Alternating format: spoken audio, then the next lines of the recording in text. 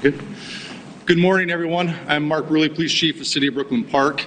Behind me is a bunch of amazing police chiefs that are here in support of a very short but very important message that we want to share with you.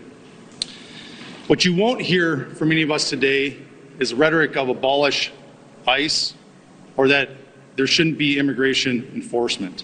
The truth is, immigration enforcement is necessary for our national security and for local security. But how it's done is extremely important. In fact, we have a long history of working exceptionally well with our federal partners, including ICE agents, and we have seen the best of them perform their job extremely well in the past. With that said, recently, as the last 2 weeks, we, as law enforcement community, have been receiving endless complaints about civil rights violations in our streets from U.S. citizens.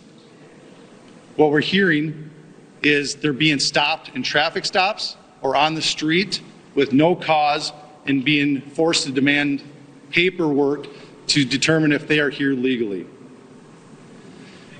As this went on over the past 2 weeks, we started hearing from our police officers the same complaints as they fell victim to this while off duty. Every one of these individuals is a person of color who has had this happen to them. In Brooklyn Park, one particular officer that shared her story with me was stopped as she passed ICE going down the roadway. When they boxed her in, they demanded her paperwork, of which she's a U.S. citizen and clearly would not have any paperwork. When she became concerned about the rhetoric and the way she was being treated, she pulled out her phone. In an attempt to record the incident, the phone was knocked out of her hands, prevented her from recording it. The officer had their guns drawn during this interaction.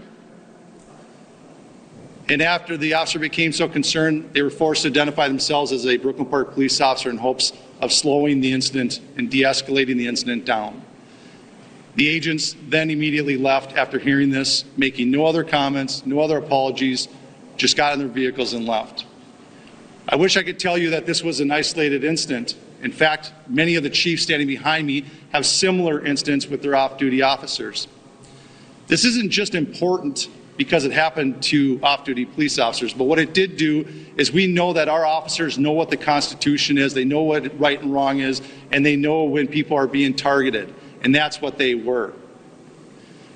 If it is happening to our officers, it pains me to think of how many of our community members are falling victim to this every day. It has to stop.